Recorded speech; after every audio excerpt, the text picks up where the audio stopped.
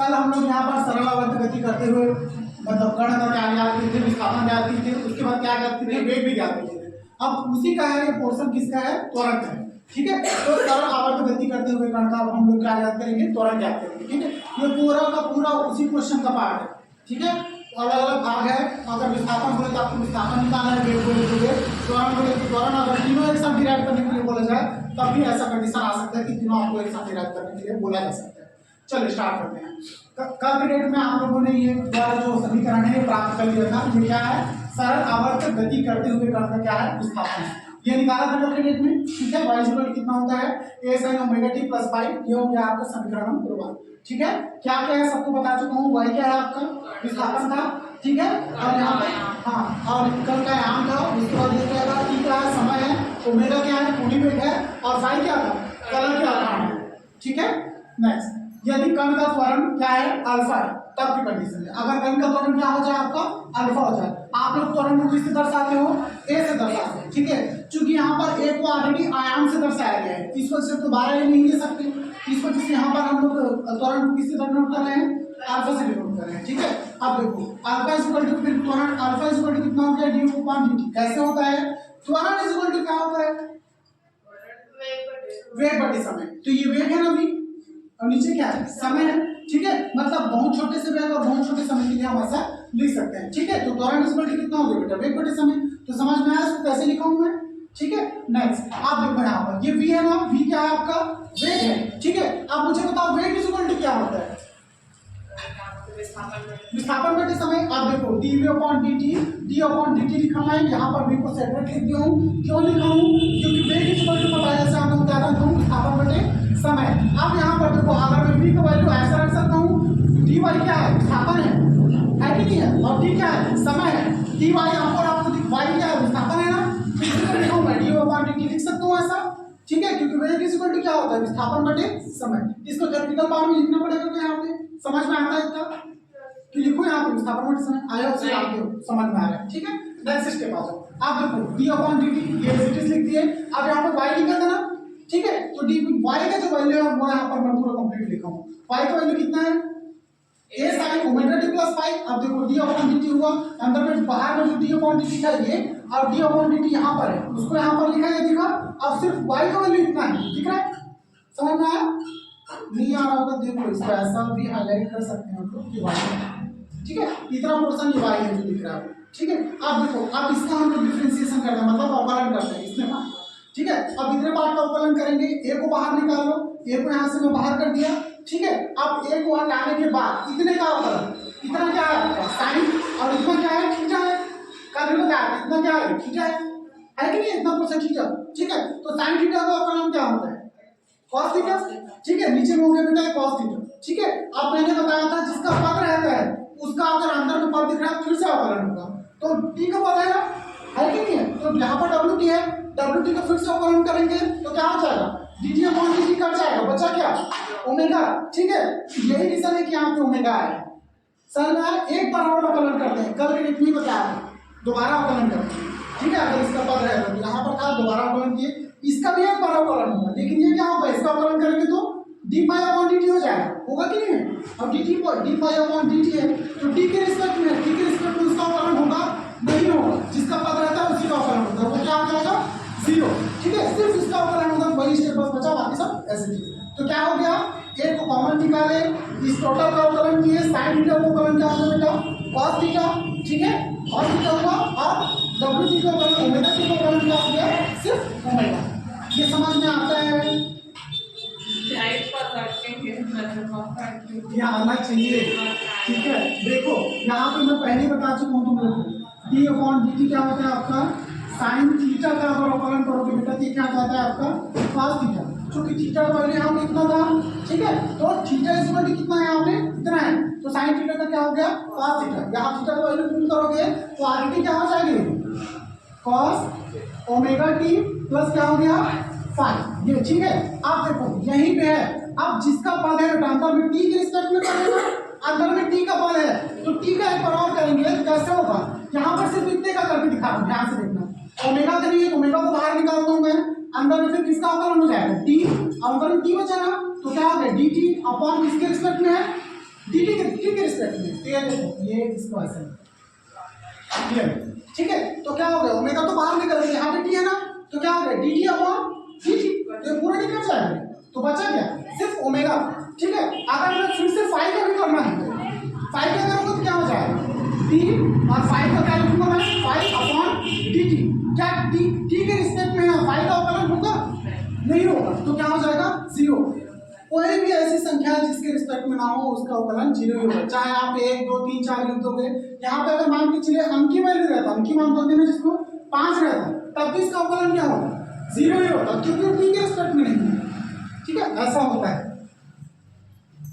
ये सीखना पड़ेगा, ये थोड़ा सा सीखो तब जाके बनेगा काम। प्रैक्टिस करो, प्रैक्टिस, ठीक है, प्रैक्टिस मोर परफेक्ट या फिर परफेक्शन। जितना ज़्यादा प्रैक्टिस करोगे उतना ज़्यादा परफेक्शन आएगा। चलो नेक्स्ट, यहाँ पर देखो आप बेटा, यहाँ पर ओमेगा का पद है ना, इसको मैं टोटल बाहर निकाल देता हूँ। ओमेगा पूरा बाहर निकला, अब बाहर में फिर डी टी लगा हुआ है, अंदर वाला डी टी गया, इसका हो गया टोटल अवकलन। पहले अंदर का किया, ठीक है, कंप्लीट हुआ ना, अंदर का करने के बाद कितना आया, इतना पूरा पद आया ना। अब बाहर में डी टी लगा है, लगा कि नहीं लगा है, फिर से इसका अवकलन होगा, लगा है मतलब होगा, तो फिर से इसका अवकलन करेंगे, फिर वही स्टेप आएगा। अब cos थीटा का अवकलन क्या हो जाएगा, sin थीटा का, cos थीटा तो cos थीटा का क्या हो जाएगा, sin थीटा। sin थीटा को दोबारा किया, फिर वैसे आ गया, और डब्ल्यू टी का ओमेगा टी का फिर से होगा कि नहीं होगा, तो फिर से ओमेगा आ गया। अब आरटी यहाँ पर पहले से ओमेगा था, एक बार अवकलन किए, फिर से यहाँ से ओमेगा निकला, तो ओमेगा इंटू ओमेगा क्या हो गया, ओमेगा स्क्वायर। आ रहा है समझ में, यहाँ पे नहीं आ रहा है किसमें, ये हाँ बता रहा हूँ ना, देखो साइन थीटा का होता है cos थीटा, ठीक है, लेकिन cos थीटा का क्या होता है माइनस साइन थीटा, ठीक है, विपरीत होता है। अवकलन देखो, चैप्टर देखोगे ना समझ में आएगा, अवकलन क्या है आपका चैप्टर 3 में है, ठीक है, फॉर्मूला लिखा हुआ बेटा वहाँ पे, तो क्या हो जाएगा माइनस साइन थीटा, ठीक है, तो यह हो जाएगा माइनस एक omega square sine omega theta plus y, ठीक है, ये हो जाएगा। आ रहा समझ प्रार्थना, ऐसे ऐसे सर मत हिलाओ, नहीं तो दिक्कत होगा, ये समझना ही पड़ेगा तभी जाके बनेगा एग्जाम। ये देख आरटी यहाँ पर एक ओमेगा था, एक बार इसका अवकलन किए, इसका कंप्लीट किया नहीं, तो इसका भी नहीं होगा ओमेगा टी का, तो यहाँ से एक और ओमेगा नहीं निकलेगा बेटा, और यहाँ पे आरटी एक ओमेगा है, एक और ओमेगा आ गया, क्या हो गया ओमेगा स्क्वायर। नहीं आ रहा समझ मेरे, ठीक है। नेक्स्ट देखो, यही क्या है आपका, यह समय t पर त्वरण का समीकरण है, ठीक है। किस लिए त्वरण का समीकरण है, सरल आवर्त गति करते हुए कण का समय t पर त्वरण का समीकरण है। किस पे, t समय पर त्वरण का समीकरण है, अभी समय पर निकाले हैं, ठीक है। अब हम लोग निकालेंगे विस्थापन y पर त्वरण का समीकरण, ठीक है। अब नेक्स्ट स्टेप देखो, पुनः समीकरण 1 व 2 से, ठीक है। समीकरण 1 कहाँ है आपका, यहाँ पे, समीकरण 2 कहाँ है आपका, यहाँ पे, ठीक है। अब इन दोनों में कंपैरिजन देखो, अब अगर दोनों को लिखूंगा मैं कैसे लिखूंगा, समीकरण 1 देखो क्या है आपका, a sin omega t plus five, समीकरण 2 a omega square sin omega t plus five, यहाँ पर देखो ये भी है ना, ठीक है, और इसको भी देखो ये है, ठीक है। तो मैं ये वाला वैल्यू यहाँ पर लाके पुट कर सकता हूँ, कैसे पुट करूंगा देखो, अगर मेरे को a sin omega t plus five चाहिए, तो यहाँ पर देखो a sin omega t plus five, इसको उधर पक्षांतर कर देता हूँ नीचे साइड, हो जाएगा, इसको पक्षांतर करूंगा क्या हो जाएगा, यहाँ पर sin omega t plus five equal कितना हो गया, y माने हो जाएगा, ठीक है। यहाँ पर देखो अब sin omega t plus five का मान समीकरण 1 से मैं यहाँ पे पुट कर दूंगा, तो क्या हो जाएगा, alpha equal to minus a omega square और y अपॉन a, यहाँ पर देखो आया, समझ में आ रहा है कैसे आया, क्या चीज, हाँ डायरेक्ट लिखूं, क्योंकि समीकरण 1 को 2 से लिखूं ना, ऐसे लिखूं क्या, समीकरण 1 का मान यहाँ पे पुट करने पर ऐसे भी समझ में आता है, दोनों समीकरण का मतलब कोरिलेट करना होता है। लिख देता हूँ, तो लिखूं समीकरण 1 से मान लेने पर, एक ही मतलब है दोनों चीज,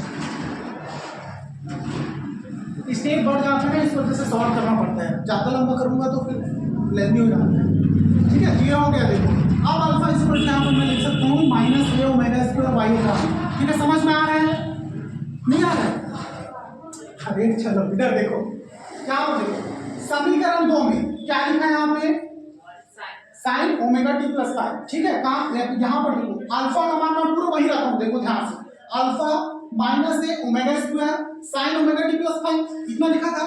alpha minus a omega square, ठीक है। यहाँ पे क्या लिखना था, sine omega t plus five लिखना था, नहीं लिखा। क्यों नहीं लिखा, sine omega t plus five यहाँ पे लिखा हुआ है समीकरण 1 में, ठीक है। मुझे इसका मान निकालना है, ठीक है। कैसे निकालूंगा, इसका मान निकालना है तो ये इसके साथ मल्टीप्लाई में इसको उधर ट्रांसफर कर दूंगा नीचे की तरफ, इधर मल्टीप्लाई में इधर आके क्या हो जाएगा भाग में, तो a sine omega t plus five का मान कितना हो गया, वाई का मान हो गया ना। अब यहाँ पर देखो a sine omega t five omega t plus five का मान कितना हो गया, वाई बाई ए, ठीक है। तो यहाँ पर ये तो पुट क्या हो बेटा, इतने की जगह वाई बाई ए नहीं लिख सकता हूँ, लिख सकता हूँ, कहाँ से लिख सकता हूँ, समीकरण 1 से। अरे तो कोरिलेट करना पड़ेगा तभी समझ में आएगा। समीकरण 1 से मान रखने पर, या समीकरण 1 को 2 से, ऐसा नहीं लिखा हूँ, ठीक है। पुट ऐसे में करना पड़ेगा, समीकरण 1 से 2 में मान sign omega t plus five का मान वाई है पूरा, हाँ वाई अपॉन ए, इसको पंचांग में करूंगा बेटा, यहाँ पर मल्टीप्लाई में है, इधर आना तो क्या हो जाएगा, नहीं आ रहा है हमको समझ में, आ जाएगा, आ रहा है प्रार्थना नहीं आ रहा तो बटे में एक आया, वही को समझ में आ रहा, बाकी पूरा आ गया। और ए आगे चला कहाँ गया, उसको क्यों परेशान करेंगे सर।